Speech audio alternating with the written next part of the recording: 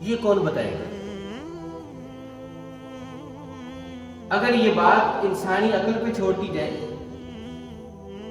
کہ ہر شخص خود طے کرے کہ میرے یہ حقوق ہیں، تو وہ اتنی لمبی فہرست تیار کرے گا جس سے دوسروں کی حق تلفی ہو جائے گی۔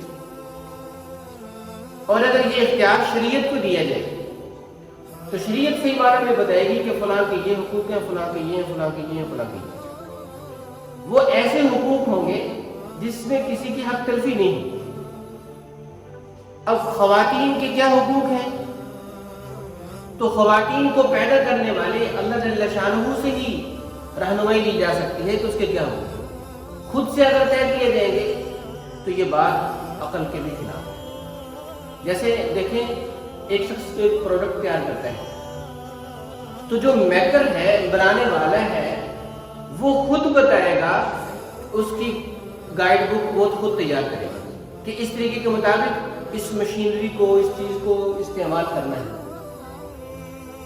اگر کوئی شخص یہ کہے کہ جی نہیں، مثلا گاڑی ہے، میں نے لاکھوں روپے پے کیے ہیں، اب گاڑی میرے پاس آ گئی ہے، اب میری گاڑی میری مرضی، میں گائیڈ بک کو نہیں دیکھوں گا، اس کو جو بنانے والا ہے اس نے جو ہدایات دی ہیں مجھے اس کی ضرورت نہیں، بس میری گاڑی میری مرضی، میں جیسے چاہوں چلاؤں، تو کوئی بھی شخص اس کو عقل مند تسلیم نہیں کرے گا۔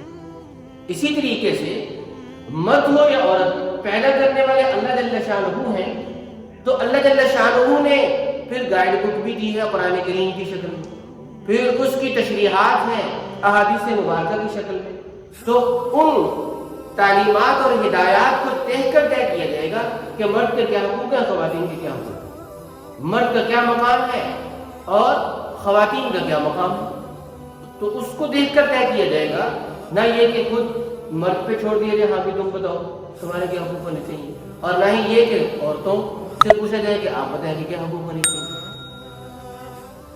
تو بنیاد یہ ہے، آج لبرل خواتین، سیکولر قسم کی خواتین، نام نہاد مسلمان خواتین جو اپنے آپ کو قرآن و سنت کا تابع نہیں رکھنا چاہتی، تو وہ خود سے طے کرتے ہیں، اس لیے ان کے ذہن میں اشکالات آتے ہیں۔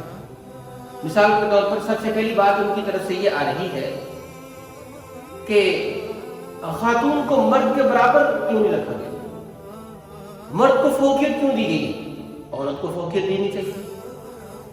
تو اب گویا کہ ان کا یہ حق ہو گیا، ان کا یہ مطالبہ ہو گیا کہ ہمیں بھی مرد کے برابر ہونا چاہیے۔ تو اس میں سب سے پہلی بات تو یہ ہے کہ جناب، جب کسی انسان کو یہ حق ہی نہیں ہے کہ وہ خود اپنے حقوق طے کرے، بلکہ حق اس کو ہے جو خالق انسان ہے، تو پھر ان خواتین نے یہ کیسے طے کر لیا؟ دوسری بات یہ ہے کہ اللہ تبارک و تعالیٰ نے جب حقوق کی فہرست دے دی، اب اس پر جو اعتراض کرے گا وہ اللہ تبارک و تعالیٰ پر اعتراض کر رہا ہے، وہ شریعت پر اعتراض کر رہا ہے، وہ اپنے آپ کو چاہے ڈگری ہولڈر کہے، وہ اپنے آپ کو سیکولر کہے، وہ اپنے آپ کو لبرل کہے، وہ اپنے آپ کو کچھ بھی کہے، ہے تو انسان کو یہ کیسے حق حاصل ہو گیا کہ وہ خالق انسان پر اعتراضات شروع کر دے کہ ہاں آپ نے مجھے یہ حق کیوں نہیں دیا؟ تو پہلی بات ہے۔ دوسری بات یہ ہے، جب مرد گھر کا مینیجر ہے، مینجمنٹ ساری اس کے پاس ہے، اور جب وہ سب کچھ اس کے لیے کر رہا ہے، گھر کے نظام کو چلانے کے لیے محنت کر رہا ہے، کمائی کر رہا ہے، اور ساری ہر قسم کی معاشی ذمہ داری اس کے اوپر ہے، تو بتائیے اب فضیلت کس کو حاصل ہوگی؟ گھر ایک ادارہ ہے، جیسے کوئی بھی ادارہ ہے، اس گھر کے اندر جس کے اوپر جتنی ذمہ داریاں ہوتی ہیں تو اتھارٹی بھی اسی کو حاصل ہوتی ہے، تو گھر بھی ایک ادارہ ہے، تو گھر میں جب ذمہ داریاں ساری مرد پر ہیں تو اتھارٹی اور اختیار بھی اسی کو حاصل ہوگی، فوقیت بھی اسی کو حاصل ہوگی۔ اللہ تبارک و تعالیٰ نے قرآن کریم میں یہ بات ارشاد فرمائی کہ الرجال قوامون علی النساء بما فضل اللہ بعضهم علی بعض وبما انفقوا من اموالهم۔ ہم نے جو فوقیت دی خواتین کے مقابلے میں مردوں کو، اس لیے کہ اللہ تبارک و تعالیٰ نے انہیں فضیلت دی ہے، اور دوسرا یہ کہ معاشی ذمہ داری ساری ان کے اوپر ہے، اور تو یہ اس کے مینجمنٹ کے اعتبار سے مرد کو فوقیت دی گئی، ورنہ آپ اگر دیکھیں تو کتنی چیزیں ایسی ہیں جس میں خواتین کو ترجیح دی گئی۔